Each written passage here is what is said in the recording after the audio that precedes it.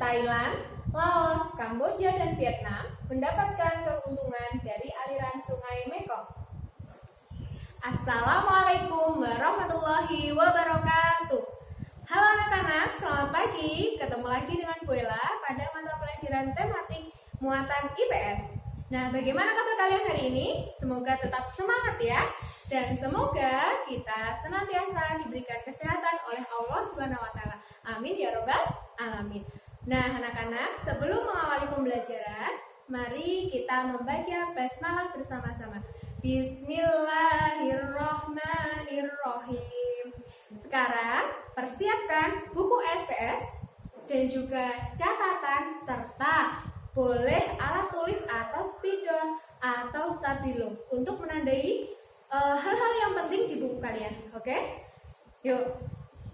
Sebelum mengawali pembelajaran hari ini, Ibu akan mengulas sedikit tentang materi kita minggu lalu. Minggu lalu kita sudah mempelajari tentang karakteristik negara-negara anggota ASEAN, yaitu Indonesia, Malaysia, Singapura, ada Thailand, dan juga ada Filipina. Nah, 5 negara ini merupakan negara pendiri atau pelopor organisasi ASEAN. Nah, hari ini kita akan mempelajari kelima negara berikutnya serta kita sedikit membahas tentang Timor Leste. Nah, mari dibuka bukunya halaman 9.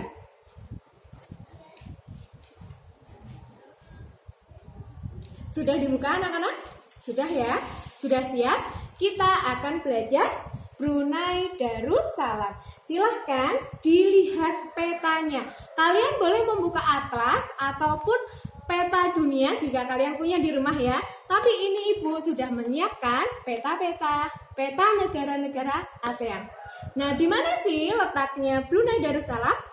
Ya, letak Brunei Darussalam ada di sini.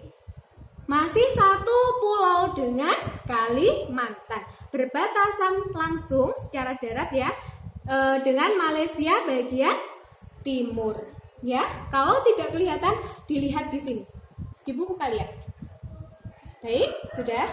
Nah, bagaimana dengan batas-batasnya, Bu? Tentunya kalian masih ingat kalau di peta yang atas adalah utara, bawah selatan, sebelah kiri adalah timur, kanan adalah barat, ya. Nah, sebelah utara Brunei Darussalam berbatasan dengan Laut Tiongkok Selatan. Kalau dulu disebutnya kadang ada atlas itu menyebutkan dengan Laut Cina Selatan, itu juga tidak apa-apa ya. Terus kemudian bagaimana dengan batas timurnya?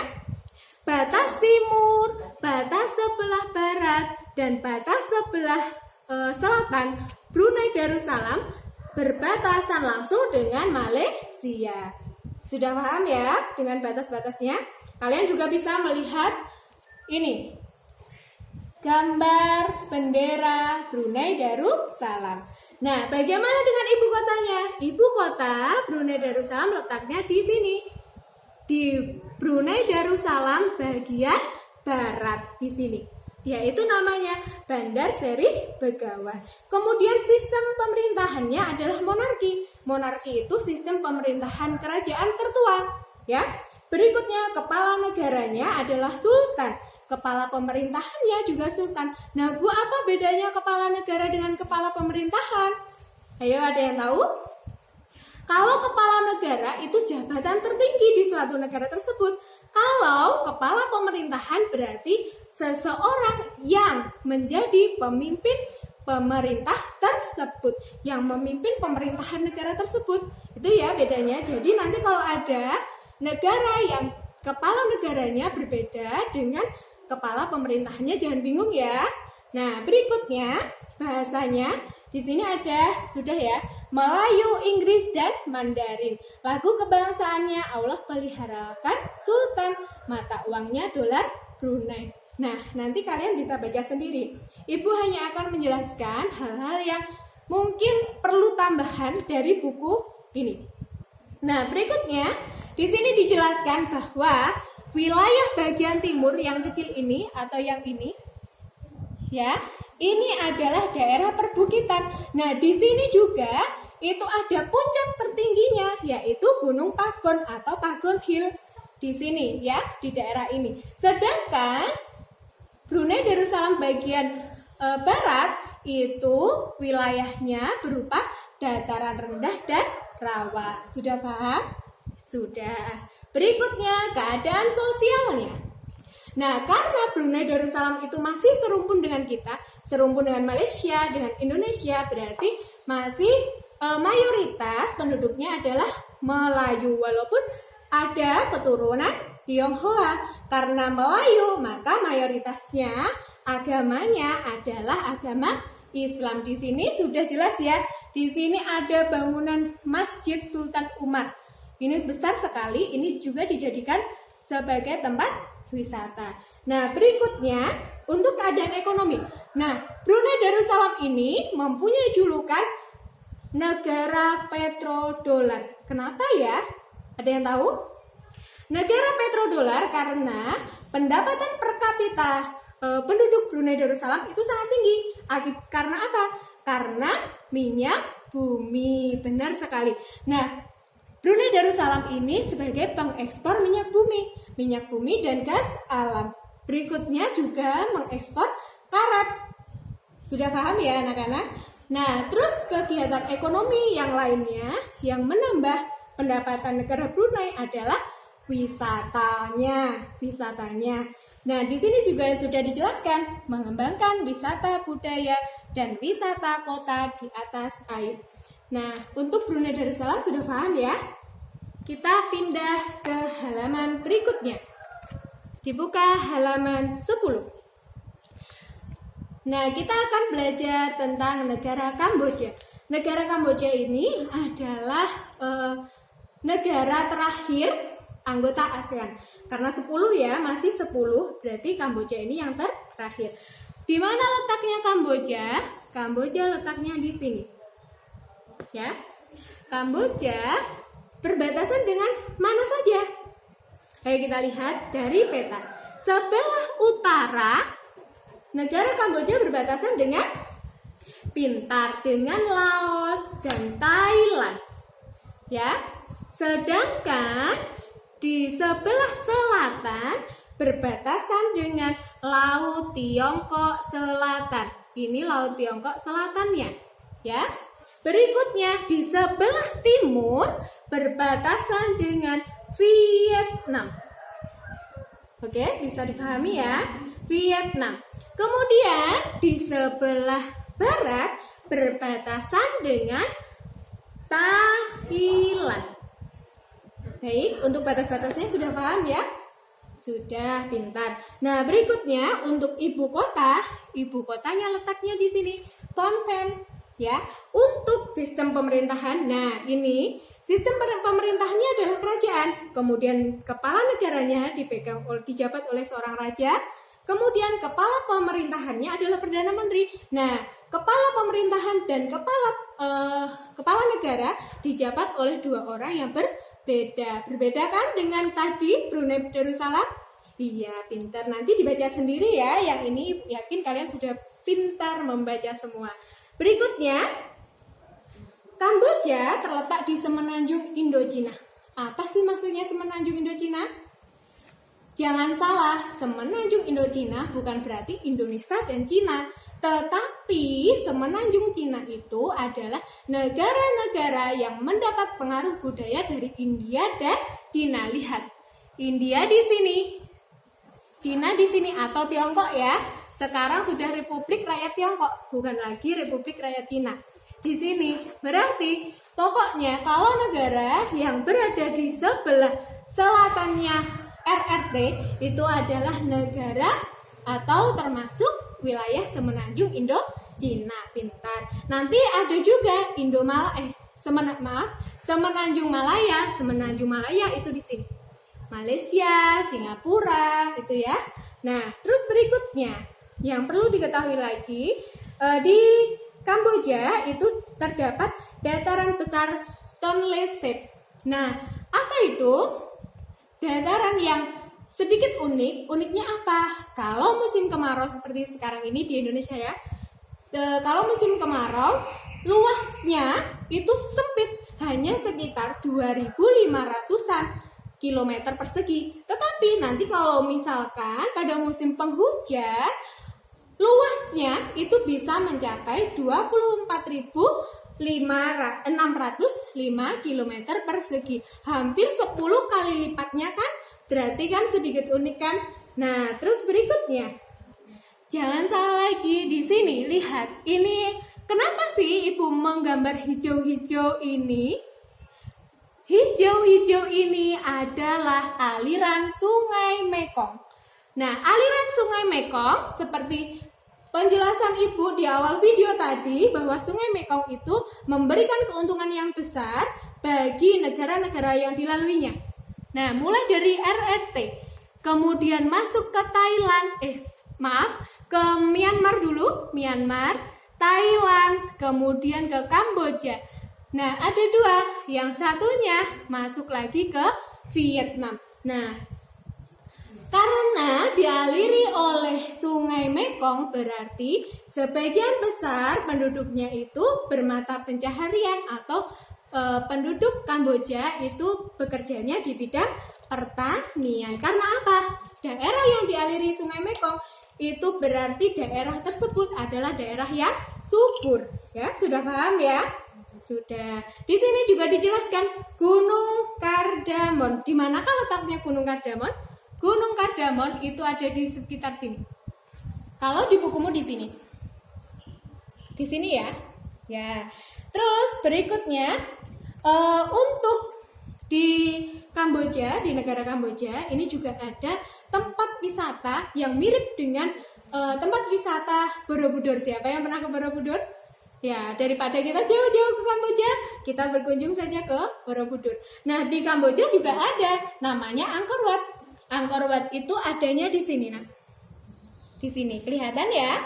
Di sini ada Angkor Wat. Angkor Wat itu adalah sebuah kompleks percandian yang dijadikan tempat wisata keagamaan. Jadi itu kompleksnya besar sekali dan Ibu pernah membaca katanya kompleks percandian Angkor Wat ini adalah kompleks percandian terbesar di dunia. Baik, sudah paham ya? Kalau untuk keadaan ekonomi sudah Ibu rangkum tadi di depan. Keadaan ekonominya, penduduknya kan di bidang pertanian. Baik, selanjutnya adalah dibuka halaman 11. Di halaman 11 kita akan membicarakan atau membahas tentang negara Laos. Nah, negara Laos posisinya di mana anak-anak? Ya, benar sekali di sini. Lihatlah, apa ada yang berbeda dari negara-negara yang lain? Iya, benar sekali. Lihatlah, Laos dikelilingi oleh negara-negara. Negara mana saja yang mengelilingi Laos? Pintar, Kamboja. Kemudian mana lagi? Vietnam. Kemudian ada RRT, ada juga Myanmar, dan ada Thailand. Jadi, negara Laos merupakan satu-satunya negara di Asia Tenggara yang tidak memiliki garis pantai. Jadi orang Laos atau penduduk Laos kalau ingin melihat pantai itu harus ke Vietnam dulu atau harus ke Kamboja dulu. Sangat ribet kan? Beruntung sekali kita hidup di Indonesia. Ya. Terus berikutnya yang perlu kita ketahui lagi adalah puncak tertingginya adalah Gunung Pao Pia. Kalau untuk ibu kota, sistem pemerintahan, dan kepala negara kalian baca sendiri ya nak. Nah, kalau batas-batasnya ibu tadi belum menjelaskan ya. Sebelah utara, di mana utara? Utara di sini. Berarti Republik Rakyat Tiongkok. Berikutnya sebelah timurnya berarti negara Vietnam. Berikutnya sebelah baratnya adalah negara mana nak? Myanmar, Thailand, ya kan? Berikutnya sebelah selatan ada Kamboja. Pintar sekali. Nah, terus kemudian ini ada yang unik yang bisa kalian hafalkan. kalau misalkan ada ulangan. Nah, penduduk Laos terbagi menjadi 3. Nah, ada ciri-cirinya. Pokoknya yang didahului oleh kata lau itu berarti suku dari Laos. Dibaca yo, suku Laulung, suku Lauteng, dan suku Laosung. Ya, bisa dibaca sendiri ya. Kemudian agama yang dianut adalah agama Buddha. Pintar sekali. Nah, terus berikutnya, untuk keadaan ekonomi, karena Laos ini masih dialiri oleh sungai Mekong, berarti sebagian besar adalah pada bidang pertanian. Nah, apa hasilnya? Hasilnya adalah padi dan jagung. Di sini sudah dijelaskan, ya. Langsung kita buka ke halaman berikutnya. Halaman 12. Kita masuk ke negara Vietnam. Vietnam ini adalah negara ke-7 dari anggota-anggota ASEAN. Pintar. Berikutnya kita lihat Vietnam. Vietnam ada di sini. Bagaimana dengan batas-batasnya? Vietnam sebelah utara berbatasan dengan Republik Rakyat Tiongkok. Pintar. Berikutnya sebelah timur berbatasan dengan Laut Tiongkok Selatan. Pintar. Berikutnya sebelah selatan berbatasan dengan mana, Nak? Pintar. Laut Tiongkok Selatan. Sama ya, Laut Tiongkok Selatan itu sampai sini. Berikutnya sebelah barat itu berbatasan dengan Kamboja dan Laos. Pintar sekali. Nah, ibu kotanya mana? Di sini, Hanoi. Ibu kota Vietnam. Ingat-ingat ya, Vietnam ibu kotanya Hanoi. Nah, terus berikutnya yang perlu diketahui dari karakteristik geografisnya, dilihat. Vietnam itu berada di sebelah, di pinggir-pinggirnya Laut Tiongkok Selatan, berarti di sepanjang wilayah Vietnam bagian timur itu adalah apa? Garis pantai. Sudah paham ya? Terus berikutnya ada dialiri 2 sungai, Sungai Mekong dan juga Sungai Merah. Sungai Merah ada di sebelah utara, Sungai Mekong ada di sebelah selatan. Nah, di Sungai Mekong ini ada delta. Delta Sungai Mekong ada di sini ya, Nak. Di akhir sebelum masuk ke laut lepas, oke? Berarti mata pencaharian juga sama ya, kebanyakan adalah sebagai bidang pertanian. Karena Ibu sudah menjelaskan tadi, Sungai Mekong memberikan manfaat yang besar bagi negara-negara yang dialirinya. Kemudian yang berikutnya adalah negara terakhir kita, Myanmar. Myanmar adalah negara ke-9 dari anggota-anggota ASEAN. Sudah dilihat? Ayo. Batas utaranya adalah utara sini. Sini ini masih RRT. Kemudian batas sebelah timurnya, timur sebelah sini, berarti ada Thailand, ada Laos. Sebelah baratnya, nah perlu diketahui di situ di bukumu adalah Laut Andaman. Laut Andaman itu di mana? Laut Andaman di sini. Kemudian di sini nanti ada Teluk Benggala. Ya, Laut Andaman di sini Teluk Benggala. Kalau di bukumu berarti Laut Andaman, Teluk Benggala. Paham ya?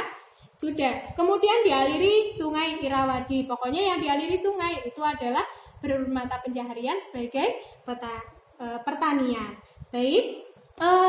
Ibu akan membahas sedikit tentang Timor Leste. Dari negara-negara ASEAN tidak ada yang ditanyakan kan? Sudah jelas? Baik, terima kasih. Sekarang Timor Leste. Timor Leste ada di sini. Dulunya Timor Leste adalah bagian dari Republik Indonesia. Nah, pada tahun kapan? Pada tahun 1976, Timor Leste menjadi salah satu provinsi, yaitu provinsi ke-27 di Indonesia setelah lepas dari jajahan Portugis. Nah, terus kemudian, kenapa Timor Leste bisa lepas? Karena pada tahun 1999 waktu Indonesia dipimpin oleh B.J. Habibie, ya. Nah, Timor Leste ini mengadakan PPRA. PPRA itu apa? Penentuan pendapat rakyat.